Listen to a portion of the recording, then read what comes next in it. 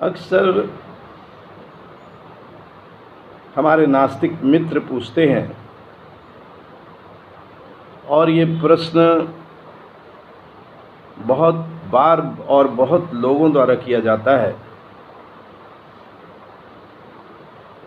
कि आस्थावादी ये बताएं, ईश्वरवादी ये बताएं, आत्मा परमात्मा को मानने वाले ये बताएं कि उनके शरीर में आत्मा का निवास कहाँ है, आत्मा किस स्थल पर पाया जाता है। कुछ लोग इसको स्त्रीलिंग के प्रयोग में पूछते हैं कि आत्मा कहाँ रहती है। वैसे संस्कृत साहित्य में आत्मा को पुल्लिंग माना जाता है। चलिए, आत्मा का निवास शरीर में कहाँ पर है, आज इस पर चर्चा करते हैं। ये विषय बहुत ही ज़्यादा आपस में चर्चा और द्वंद्व का भी रहता है, मतभेद का भी रहता है। नास्तिक हमेशा सिद्ध करने की कोशिश करता है कि आत्मा नाम की कोई चीज़ नहीं होती है या आत्मा नहीं होता है, अगर पुल्लिंग में कहा जाए। चलिए, आत्मा शब्द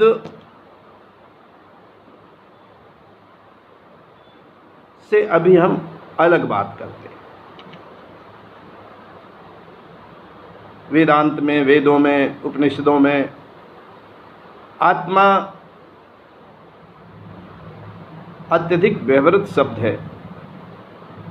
भारतीय दर्शन शास्त्र में आत्मा का विभिन्न दर्शनों में कहीं न कहीं उल्लेख मिलता है और उस पर विशद चर्चा होती है।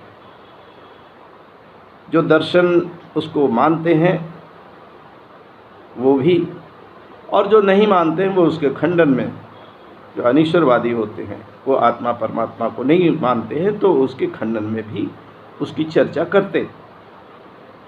आधुनिक वैज्ञानिक युग है। वैज्ञानिक युग में हम, और ख़ास रूप से बौद्धिक आश्रम में मेरे द्वारा विज्ञान में धर्म की जब बात की जाती है तो हम चर्चा विज्ञान सम्मत करने की कोशिश करते हैं। हमारा शरीर जीवित अवस्था में और मृत अवस्था में दो स्थितियों में मिलता है। कभी वो जीवित होता है और कभी वो मृत होता है। अब जीवित और मृत के बीच में अंतर क्या है? शरीर वही है, सारे अंग वही हैं, सारी इंद्रियां, कर्मेंद्रियां वही हैं, मस्तिष्क वही है। तो अंतर क्या है?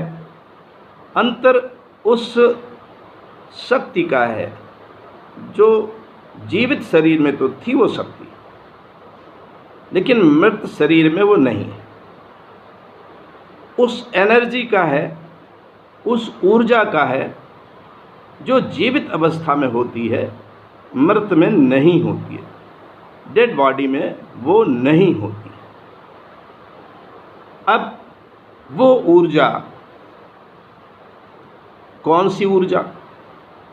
अब उसका नाम आप अभी तक जो बायोलॉजी में, जूलॉजी में शोध होते हैं उसके आधार पर हम सेल तक पहुँचे हैं कि बॉडी सेल से बनी है, और सेल में भी आरएनए, डीएनए, यहाँ तक भी हम पहुँचे। मगर हमारे अंदर ये जो जीवन है ये इन सेल से भी ऊपर की बात है। सेल जीवित हैं जो जीवित अवस्था में, और जब मृतक में वो निर्जीव हो जाते हैं। तो आखिर वो शक्ति, ऊर्जा वो किस जगह विशेष पर है कि किस स्थल विशेष पर है? तो पहले तो यह जो ऊर्जा है ये सर्वव्याप्त है, संपूर्ण शरीर में एक एक सेल में उपलब्ध है। तो ये प्रश्न ही ठीक नहीं है, या अगर प्रश्न जो करने वाले हैं उनको उत्तर मिल जाए तो समझ लें कि ये जो एनर्जी है जिससे आप जीवित हैं वो उस पूरे शरीर में सर्वव्याप्त है। अब आपसे मैं पूछूं कि ब्लड प्रेशर शरीर में होता है, उसकी नाप भी करते हैं। दूसरा, आपके शरीर में जीवित अवस्था में एक टेम्परेचर होता है, उसकी भी नाप करते हैं। अब बॉडी में हर जगह का टेम्परेचर होता है, हर स्थल का ब्लड प्रेशर भी होता है। अगर हम पूछें कि ब्लड प्रेशर का वास कहाँ है, ब्लड प्रेशर शरीर में किस जगह रहता है, टेम्परेचर किस जगह रहता है, तो आप कहेंगे पूरे शरीर में रहता है। और आपने उसका नाम रख दिया है, एक का ब्लड प्रेशर रख दिया है, एक का टेम्परेचर रख दिया। विज्ञान हमेशा नामकरण करती है, मगर वो जो एनर्जी है, वो जो तरंग के रूप में भी जब EEG करते हैं, ब्रेन का मैपिंग करते हैं, तो तरंग के रूप में नाप होती है, ग्राफ बनता है। जब ECG करते हैं हार्ट का, तब भी ग्राफ बनता है तरंग का। अब इसका रूप क्या है, इसका स्वरूप क्या है? रूप, स्वरूप और ये तरंग किस जगह स्थित है? आप ये कहेंगे, विज्ञान भी यही कहती है कि ये सर्वव्याप्त है, पूरे शरीर में है।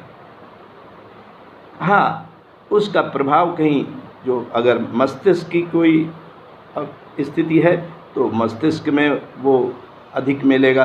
जैसे टेम्परेचर का मैं बता दूं कि जिह्वा के पास का टेम्परेचर पृथक होता है, स्किन का बगल में यहाँ पर वो अलग होता है, मगर होता टेम्परेचर है और सब जगह होता है। तो ये जो एनर्जी है, अब उसका नामकरण हमारे पुराने मनीषियों ने, ऋषियों ने वो कर लिया कि वो आत्मा है। आत्मा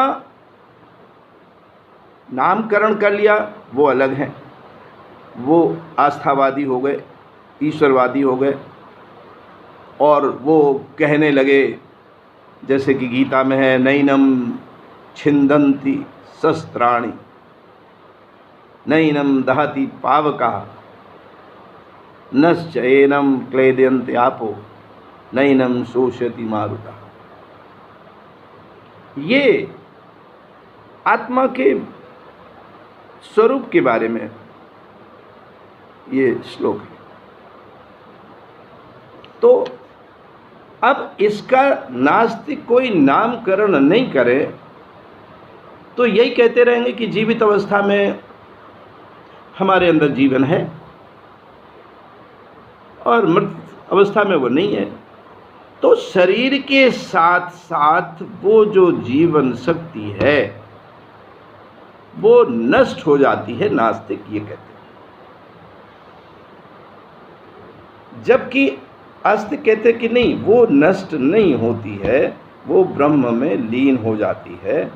अब अगर वो नष्ट होती तो कंजर्वेशन ऑफ एनर्जी, विज्ञान कहता है कि ऊर्जा संरक्षित रहती है, उसका केवल रूप बदलता है, ऊर्जा नष्ट नहीं होती, एनर्जी नष्ट नहीं होती, एनर्जी कांट बी डिस्ट्रॉयड। तब फिर कैसे शरीर के मरने के साथ में वो एनर्जी नष्ट हो जाएगी? आप उसको आत्मा कहें या ना कहें, और जो पुराने भारतीय दर्शन में ईश्वरवादी दर्शन है वो उसको आत्मा ही कहते हैं, और जो पूरे ब्रह्मांड में व्याप्त है वो एनर्जी, उसको ब्रह्म कहते हैं। अहम ब्रह्मास्मि तत्त्वमसि सोऽहम् एव।